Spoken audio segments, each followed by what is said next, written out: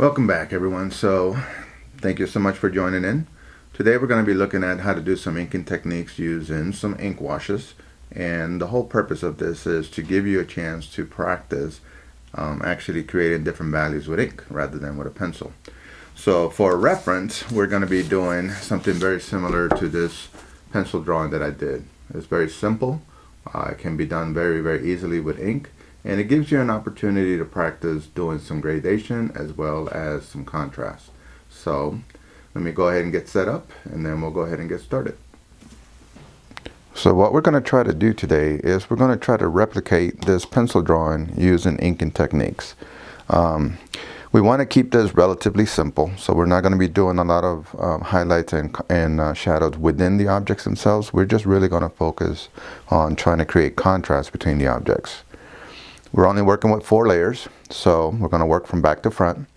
The sky itself is going to be our first layer. These distant hills back here, second layer.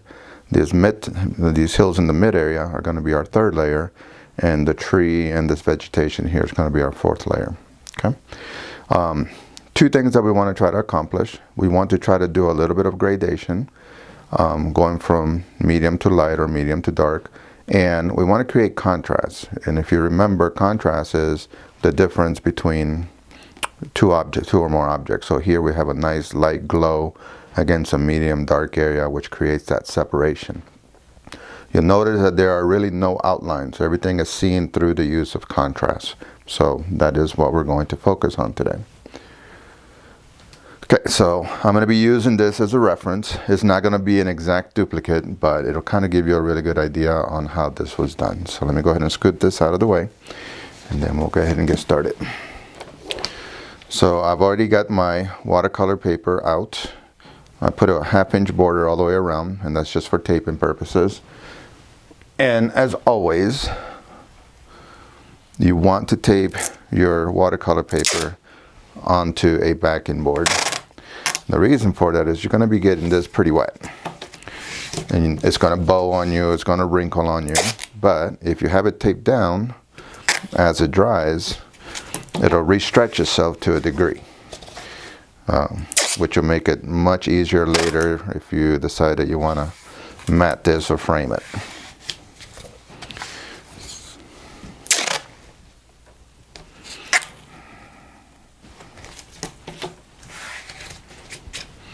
All right. The supplies you're going to need are pretty basic. So you're going to need some brushes. So I have a 1-inch brush here that I'm going to use to wet the paper in areas. I have a number 10 round brush.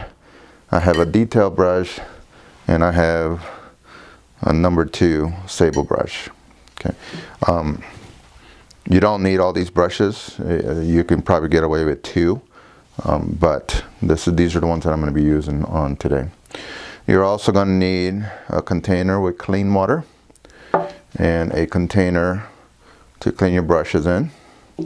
And of course, you want to have some black ink, some permanent black ink. Okay. All right, so let me move this stuff out of the way, and then we'll go ahead and get started. Normally, when I create a small painting like this, I actually don't draw it out. I usually just go with the paint and do everything 1 layer at a time. But for the sake of demo, I'm going to go ahead and show you what I'm going to try to do. And the first thing that I want to try to do is kind of replicate more or less where this layer is going to be. I'm going to draw a little bit darker than normal. Hopefully the camera will pick it up, because sometimes I draw too light and the camera doesn't pick up the work. So it's going to look something like this, and there's a little bump here. Now I'm using this, I did this yesterday, the pencil one in yesterday, from a reference that I took from our parks here in Utah. So you can use whatever type of references you have. Now I'm going to make this here a little bit taller than the original drawing, just because I want to create a little bit of a different contrast. Then it drips down like so. In this foreground area, there's some bushes here, and some over here, little thing. And then the tree itself, I'm actually not going to draw it in. I'm actually going to do that when we get to that stage, because it's a silhouette, so it's going to be darker than everything else, so it's going to cover anything that I do. So I don't really want to draw it out. I want to do it with the brushes, so it's a little bit more natural. All right, now that we have everything ready to go, let's go ahead and get started. Now, as I mentioned a little while ago, I am going to be making some changes to the pencil drawing, just so that it's not an exact duplicate. And there were some things that I didn't really like about it, so I'm going to go ahead and make those changes now. So here we go. I have my mixing palette over here. I have some extra watercolor paper here, clean water, paper towels, brushes, everything's ready to go. So the first thing that I want to do is I want to work on the sky just a little bit. Oh, by the way, I do have a hair dryer, but it's off camera. So from time to time, I'll have to walk away to dry things up. So what do I want to do? I actually want to create a very soft color in the sky right here, or shadow in the sky. And then I'm going to let it fade to white. I decided I didn't want this entire area to be totally white. So what I'm going to do is this. I'm going to take some clean water, and using my biggest brush, I'm going to wet the top area thoroughly. And I'm holding this up a little bit because obviously when you put clean water on a piece of paper, it's hard to see. So what you're looking for when you're doing this is you're looking for that shine. Don't worry about whether you get a little bit of water where the mountains are going to be, because we're not going to take the ink that far down.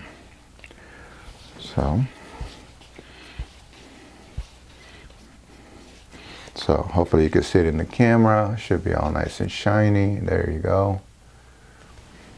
And what that's going to do, it's going to actually let me do a little bit of mixing in the sky. All right. Take two. I actually grabbed the wrong ink. I had the sepia ink instead of the black India ink. So fortunately, I always test it, and I caught the issue before it became a problem. So now with the proper ink here, I'm going to take some clean water over here, and I'm just going to touch the ink and try to create a super light gray. I'm going to test it here to see if it's dark enough. And yep, that looks a little bit dark. Plus the paper is wet here, which is going to make it even lighter. So with that, I'm just going to start putting in a very soft suggestion of gray in the distance, near the top. Down here, I want to keep that relatively white. And back here, I'm not as concerned because the tree's going to cover a lot of this. But I want to do this now, before I actually start working on the layers. Now you'll notice that I'm tilting my paper so that I'm taking advantage of gravity. I want the stuff to drip down basically and let it fade away. Now on the corners, I'm just going to go just a tiny bit darker. So all I did was added just a tiny bit more ink to my mixture. And I'm doing this while the paper is still wet. So I'm going to clean my brush,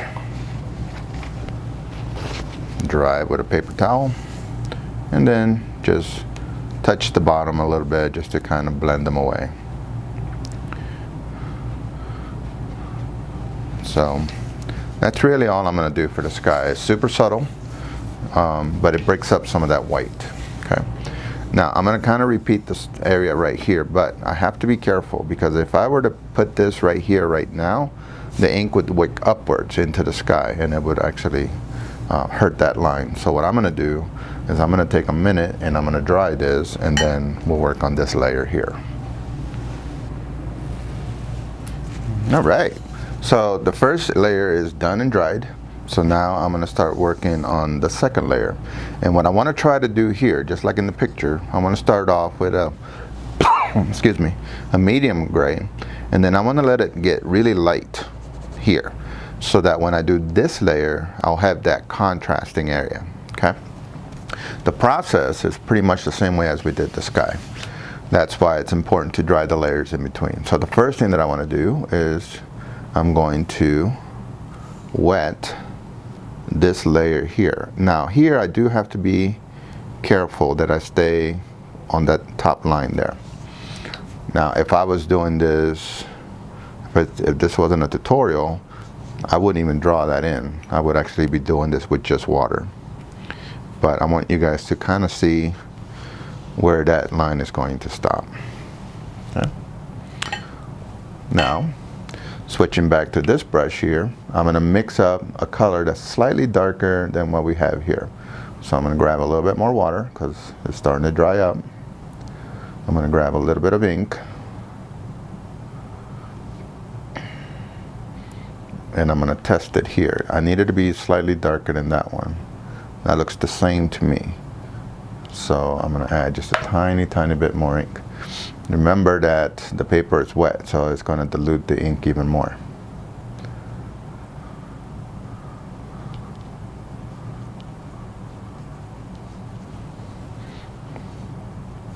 Alright, I think that will work better than this one. This one is, you can actually see when I remove the extra water how light that is compared to that one. Maybe a little bit darker.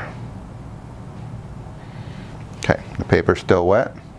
So right now, the part that I really need to be concerned with is this top edge right here. So I'm gonna go ahead and start putting this in up to that top edge. And I wanna work relatively quick because I need to blend the bottom out before it dries.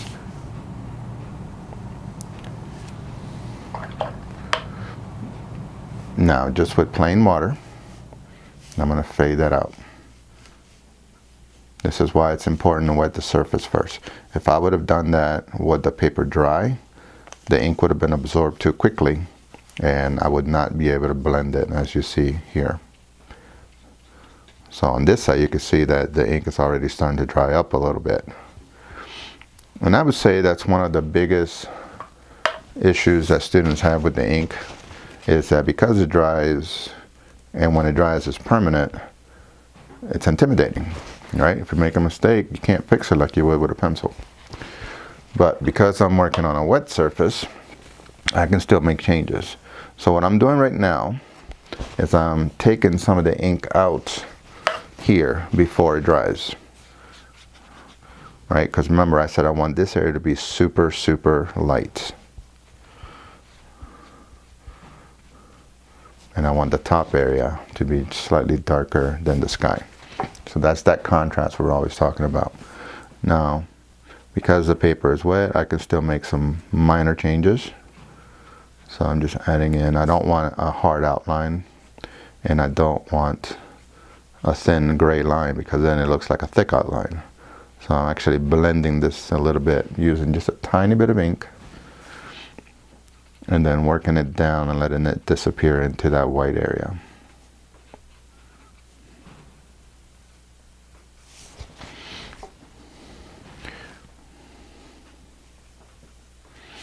And that is all I need to do for layer number 2. Again, we're not doing any details on this. We're just working on gradation and contrast. So once again, I'm going to go take it over to my drying station, dry it up, and then I'll be back. 2 layers down, only 2 more to go. So repeat the process. Now what we want to make sure that we do here is obviously we got to make this darker than this because this is a layer that's getting closer to us. Okay, so but the process is exactly the same. So I'm going to grab some clean water, and again the important line is this top line right here, because we do not want the ink to wick up into the layer that we just finished. So keep this top line in mind when you're putting the water down. Down at the bottom it doesn't really matter, but that top line is kind of important.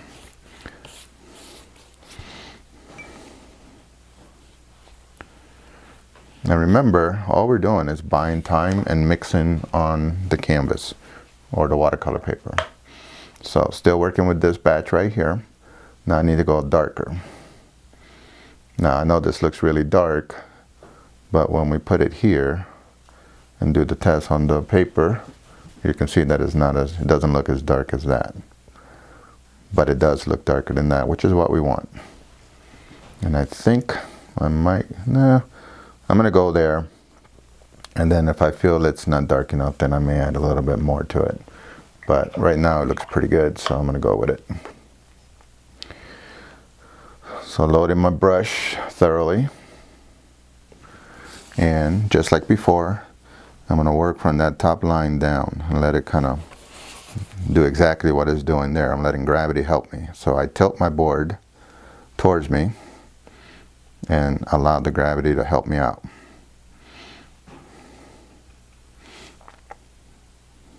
Now remember, I want to keep the bottom lighter. So it's important that you kind of, even though you're letting a lot of this happen, just kind of monitor it. So if you see it start to like drip too much, then tilt your board in the opposite direction or use your brush to wick some of that away.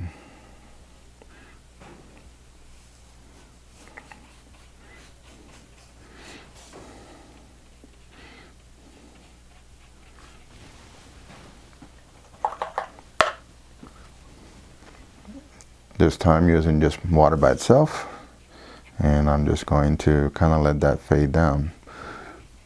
Now because this is in the foreground and we can see a little bit more detail, I'm actually going to allow some of those patterns that are created by the water to stay. That's up to you. Now if you wanted it silky smooth like up here, then you can blend it away. But keep this area light because we have those bushes that we need to add on in a little bit. And I want those dark, so I need a light area to kind of help them stand out.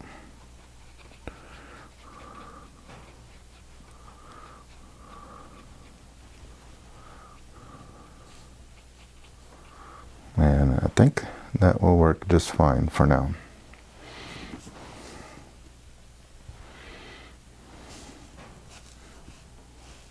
Right there's a little pencil line showing, so I'm just going to move that up a little bit more. Or you could dry it and erase the pencil lines. Either way, it'll work. Keep this area soft and light.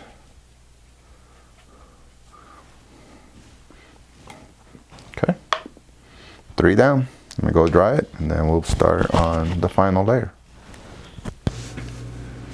Alright, so before we do our final layer, I just want to recap a little bit what we've done. Basically, what we're doing is we are doing a landscape, and we're doing multiple layers, a total of 4 for this one. In the first layer, we started with a super light gray and worked our way to white. So that's a gradient value, right? The same thing was done in layer number 2, except that we started with a slightly darker gray, and again, we gradated it down to almost pure white, right? That creates that contrast, so a light against a medium or a medium against a light. All of that is contrast. We dried it, repeated the process with a stronger gray, and again, we faded it down, leaving some of the textures because this one is closer to us. So now we're ready to move on to the final layer. It's important before you do the final layer that this is like thoroughly dry, because we are not going to be wetting any part of this. We're going to be using pure black ink for this final because we want it to look like a silhouette. And I'm going to go ahead and do this using just a brush. But if you are doing this at home and you're not comfortable doing the tree with the brush, then by all means go ahead and draw it out first. Okay? So the tree was located right about here. It's coming up in this area here, curls over. I'm going to make it slightly smaller, I think. And then the branches are coming into this area, and they're overlapping into this plane right here as well. Okay. So because I'm using pure black ink without diluting it with water at all, going through these layers will not be a problem whatsoever. So load up the brush like we've done in the past, spin it, and let's go ahead and do this. So I'm going to go ahead and figure out more or less where I want that line to be. Now when you're working with a brush, remember that when you want a really fine line, you would just want to use the very tip. But when you want a stronger line, let's say here, just press down a little bit harder. And that'll open up the brush more and make the lines thicker. So it's easy to control the brush once you kind of get used to it. Now here, alright, so here we're going to have a different angle on how I hold my brush when I'm trying to create those nice fine lines. So first, load the brush, and when I want to create a really fine line, I hold it almost vertical, so you can see how fine that tip is right there.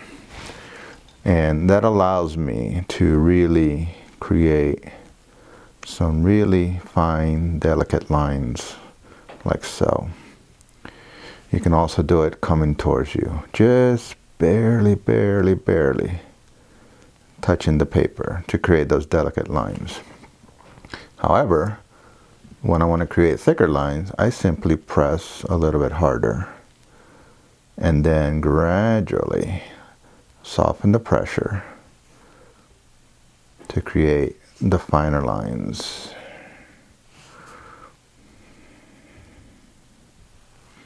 Okay.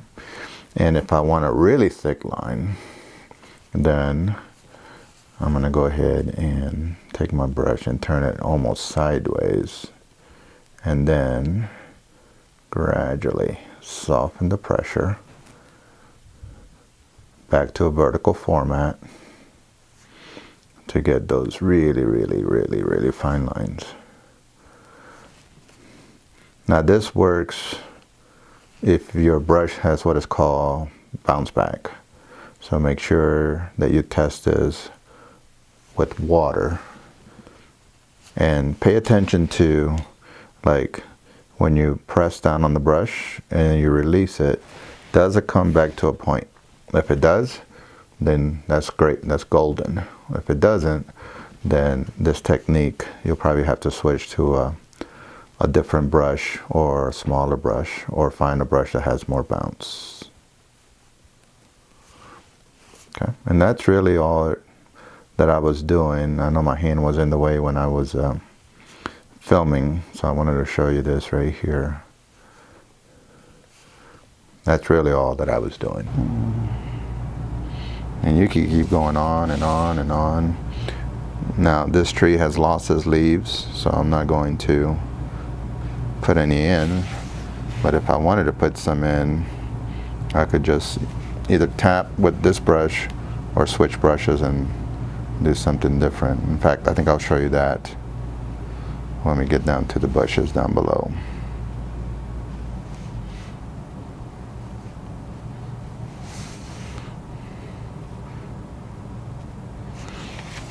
Alright, I think that'll be enough for now.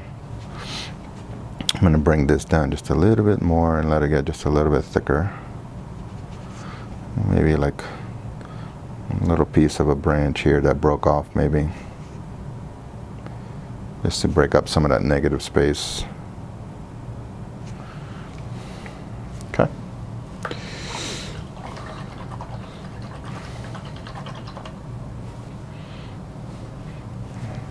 Now for the bushes in the front, I'm not going to sit there and draw them. I'm just going to use my brush, and I'm going to use the brush like a stamp. And I can use, more than likely I'll go with this brush and this brush. Obviously these brushes, this brush won't fit in the bottle, so I will have to pull some out. So I'm going to start with this one. Just going to grab a little bit here, just to kind of show you what I'm going to do. I'm going to do it here real quick. What I'm going to do is I'm going to start tapping like this. And by changing the position of the brush, I can get different patterns. So like, let's say if I wanted to go sideways. And you'll notice I'm not filling anything up. I'm letting a little bit of the white show through. Right. There we go. So, just tapping away. And yes, I'm going to let it overlap the tree so that the tree doesn't look like it's sitting up or floating. And by showing a little bit of the white, letting some of that white show through, it helps break up the little sections of the trees. So it's not just, I didn't just put like one big glob. I wanted to kind of suggest some of the texture. And the key word there is suggest. I'm not going to sit there and draw everything. I'm going to do the same thing on that side. I'm going to stay with this brush. I don't think I need to go to the wide brush. It's a small area, so I am going to turn it this way, sideways a little bit, and this. This is one time where you could also use a bristle brush, because a bristle brush gives you a totally different pattern than these brushes here. These are watercolor brushes.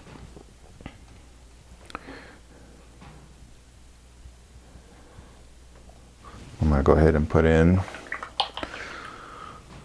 just a little bit of a twig here and there.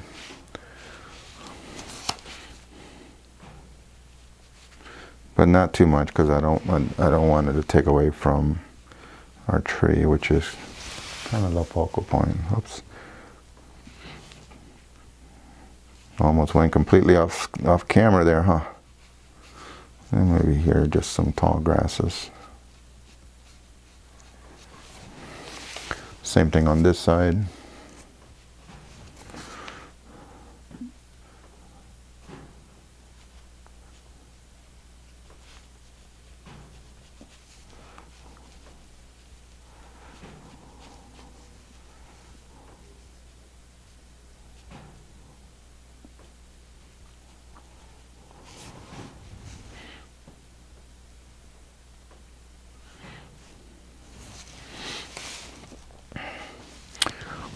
And that's really all about it, right? For this particular painting, we're not doing details. Really, all we were trying to do was create layers through gradation and contrast, with the final layer being a silhouette, so being pure black. And remember that really the whole purpose of this exercise is to teach you how to control your ink washes. It's not about drawing. It's not about composition. It was really more about learning and how to control those washes to do gradation and to create contrast. So let's take a peek, see what this looks like. I don't have the right size mat, but I think it looks pretty good.